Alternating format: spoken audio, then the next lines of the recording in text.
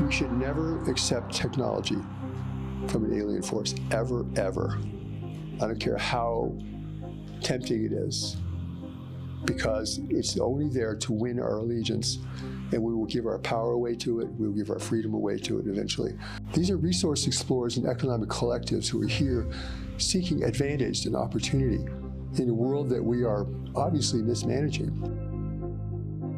Contact is an inevitability in our evolution. Our world is too valuable for us to damage it or destroy it without other races becoming involved here. We should recognize this. This is a context. This is a result of how we have conducted ourselves in the world, how we use the world, how we use up the world. The intervention, what I call an intervention because it is intervening, is really here for the world. That is their goal. They're not here for us. For it is here without our permission, without our invitation. It is operating with impunity in our world. It is concealing for us its presence, its purpose, its activities, and its intent. And this has been withheld from us for a very long time.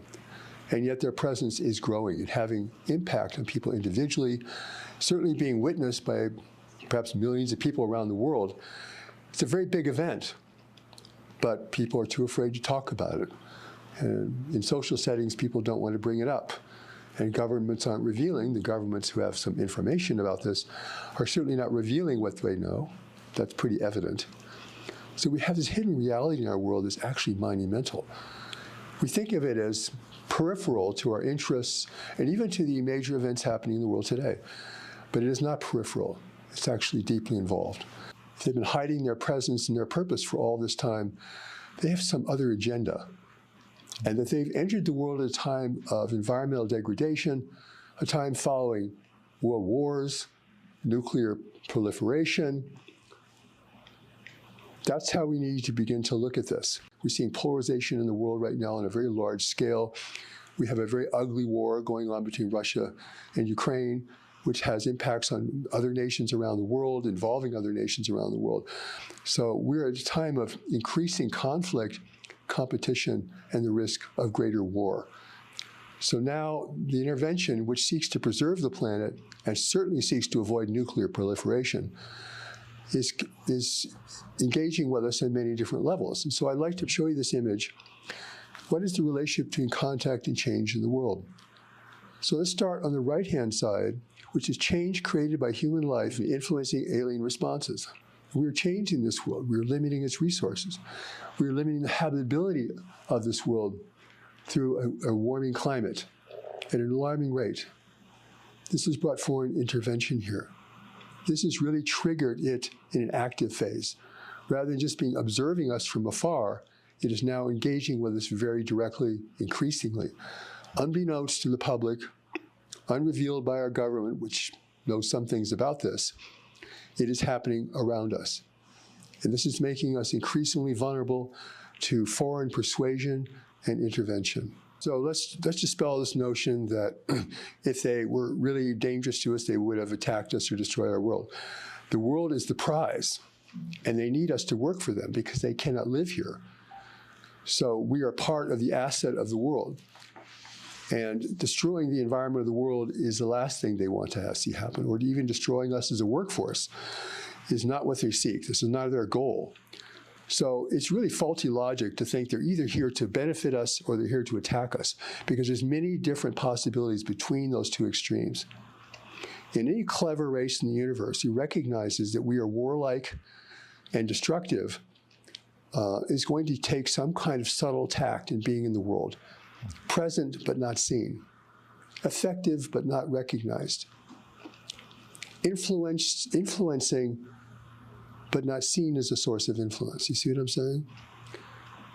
They're using a greater cunning and intelligence now to plant themselves in the world, largely without our awareness, because they don't have our consent to be here. And they're doing things clearly that are very dangerous to us and to our future. But their purpose is to secure themselves in this world and to present themselves ultimately as a beneficial force. And many people already think they're a beneficial force because they're not attacking us. That's illogical. That rules out all the possibilities in between those two extremes that I just mentioned. So we have to begin to look at this shift of their purpose being the world, because the world is the prize. Because if we don't get this right, we're going to sell ourselves down the river. That means we will give our freedom away willingly, intentionally, stupidly, unnecessarily. They may fly with impunity in our skies, but they do not control the ground. We are in charge of the surface of the earth. And they need our approval and our agreement to be able to continue to develop their presence in the world. And for this, they must remain hidden. They're creating a vacuum of confidence. If we lose confidence in our leaders, in our institutions, in our traditions, we're going to place that confidence somewhere. And if they appear to be superior beings with superior technology, then we may just naturally transit that confidence to them with their assurance that they are here for our benefit. They don't have war. They can help us end war. You see, we fall right into a trap. If you lose confidence in your own native ability and intelligence, you seek intelligence from others. And as resources decline in the world, as environmental issues begin to strip the wealth of worlds and affect ever-growing numbers of people very dramatically, we are breaking down. We're breaking down the world we've created. We're breaking down with each other. This is the perfect divide and conquer strategy to take place.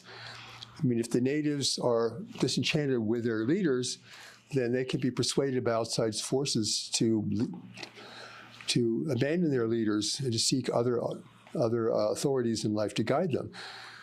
And so with environmental change comes great human suffering, great human need that's very difficult to address. And so this is part of the condition of the world that makes intervention attractive. Particularly if you can show greater technology, well, people think greater technology is greater intelligence, or they then think that greater intelligence is a higher level of morality or greater altruism, but we know that's not true from our own experience.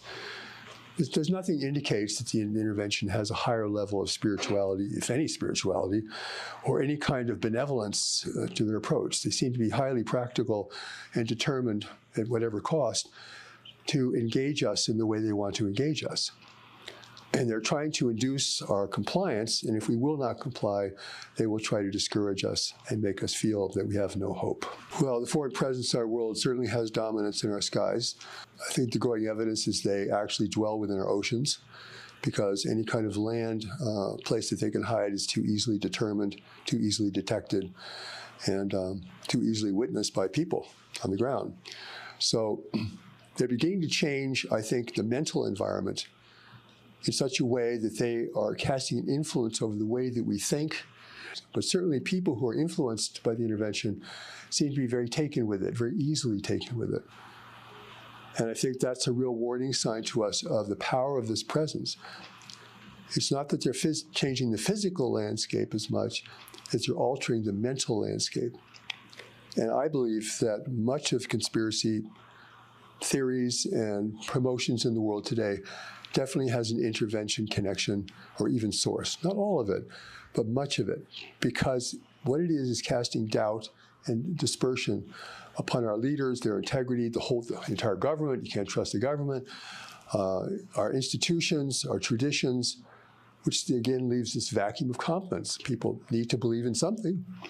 So what are they going to believe in? And the intervention is here to create that bridge to them. We are here to replace that.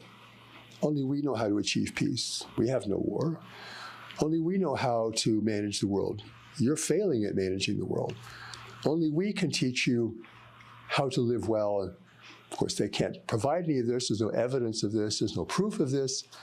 It's all assertions. It's all narrative.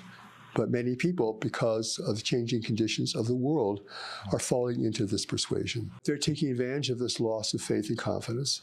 and also the breakdown of social norms. People rely on social norms to provide stability, clarity, and perpetuity in the way that they see themselves and their future and their life. So when these things begin to erode, then people become very vulnerable to other kinds of persuasions and forces. I will say this is important to know. The intervention to certain people has presented itself as our ancestors, higher spiritual beings guided by the angelic forces. We're here to save you, or we've come back at a time of critical, dire need to rescue you from yourselves.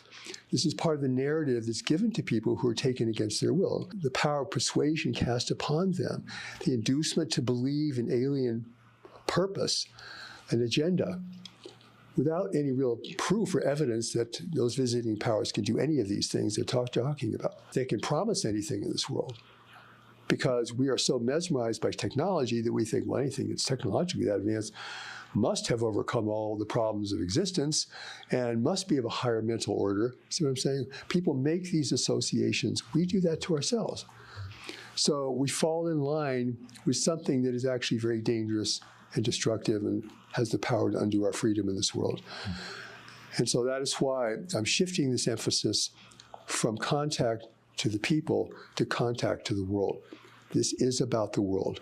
Who is going to govern the world? There is a tremendous force in the mental environment to persuade people that the intervention is here for their benefit and that they should abide with it and support it. Otherwise, we won't survive. We won't make it. Without the intervention, we won't make it. That's the narrative from the intervention.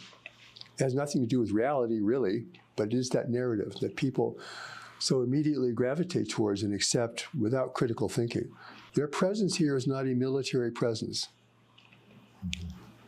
It is a small exploratory presence, but with great powers of persuasion and influence. The mental environment is something human beings know about this because we use it to induce people to buy things. We use it to promote commerce. We use it politically to encourage people to even go to war or to do things they wouldn't normally do. So we know about encouraging people, inciting emotion, influencing their psychology. We have our own version of that. But in the universe around us, persuasion is operating at a much more powerful and developed level. Because this is now nations in the universe, according to the Allies of Humanity briefings, how nations influence each other without the use of force and weapons. So we're kind of not really ready for this kind of influence. And if you begin to now saturate our mental environment with anxiety of destruction or with the promise of foreign presence, you see, you're actually injecting ideas and beliefs into this environment in which we think. And we know this environment is powerful. You know, if you were to visit every house on the same block, on the same street, it would be a different mental environment. The feel of the place, not just the look, the feel of that environment. This is a mental environment. People create this mental environment where they live. They create it in their relationships. They create it where they gather. So we live with the experience of the mental environment at all times. It's pervasive. It goes unrecognized, but it's pervasive. They don't need to change the physical world because we're doing that already. They need to change the mental environment, which they have power to do. They do that through their technology. Transmitters in mountain areas, mountains that oversee cities, for example, that can have a subtle but growing effect. It's creating something in our mental environment that just wasn't there anymore. So we should now perhaps talk about the pacification program, which is part of the alien agenda. The first is to establish a physical presence in the world.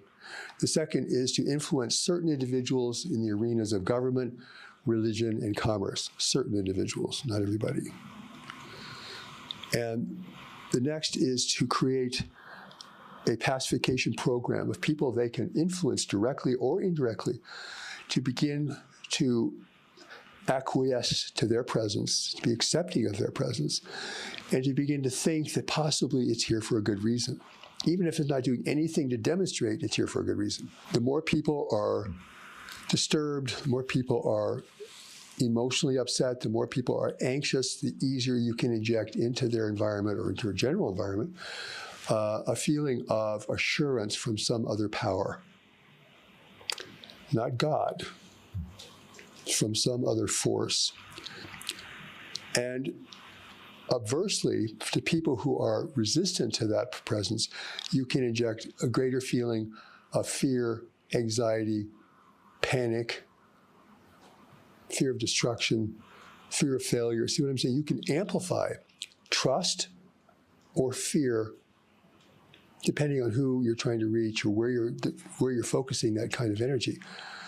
This is where a small race of intervening forces can have great influence on great masses of people over time. This doesn't happen like in a year or a month. This is over time. And the more we degrade the world and put ourselves in harm's way, the more these powers can be, we're vulnerable to these kinds of forms of persuasion. If people are broken down enough, how many people are going to say no to that? I mean, if you're a starving person, you'll take food from anybody. And if you're emotionally starving, if you're psychologically starving, you will take assurance from anybody. They're going to discourage us if we can't be induced. And I see this for anybody who's drawn to this subject, who has a natural inclination, what I call a greater community person, who feels innately interested or drawn to the subject. I see this induction and I see this discouragement. So this is a powerful influence on our mental environment. More powerful than political persuasion, more powerful than commercial persuasion. I mean, and it's happening, it's pervasive, so you don't know where it's coming from. It's not like one person is putting out all this stuff who you can identify and question and resist. Is permeating us. Mm-hmm. Not everywhere, but certainly in places where people in large metropolitan areas, in countries that have a lot of power in the world, their influence is even greater, because we have a lot of power in the world. And if anyone can eventually prevent the intervention from happening, even technologically, it's the most powerful nations in the world. Nobody's telling us what's happening and how we should regard it and how to prepare. Take someone like me, it's a lone voice in the wilderness, and other people like me who are speaking out against the intervention and questioning its existence, its purpose, and its reality in the world. And I'm not just saying that because that's a personal opinion of mine, or I just don't like them.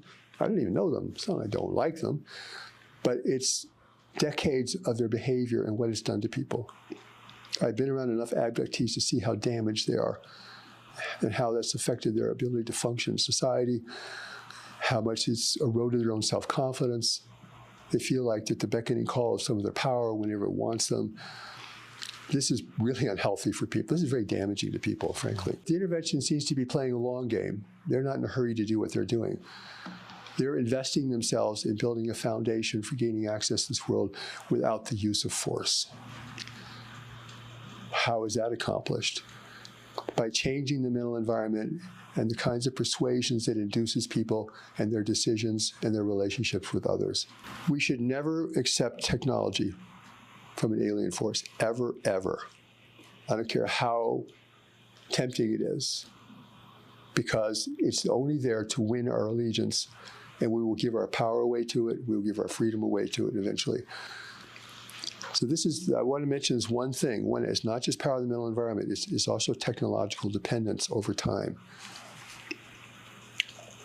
And, you know, we're easily hooked on technology. We're changing the world ourselves. They're not changing it for us.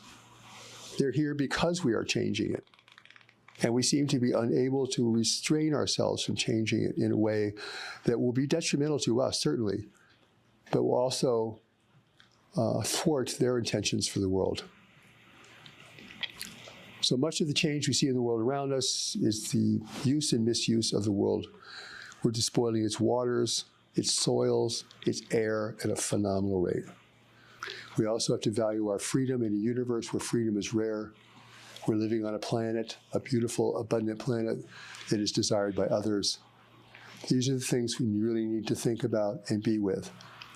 So the first step is education and awareness. My work provides part of that education, but the education comes from many important sources, and we need that education and we need that awareness. We really have to grow up. We're still in a very adolescent phase of our human development. It's all about us individually. It's what we can have, what we want, what we can do, our freedom to do whatever we want, not to be accountable to anything, rather than what we do as collectively, what responsibilities we adopt together, how we develop unity, because in the future, if we're going to live in this greater community of life as a free and self-determined race, we will have to be a united world. We may have different groups, nationalities, sure, but we're going to have an operating functional unity. That is part of the vision of our future in the universe.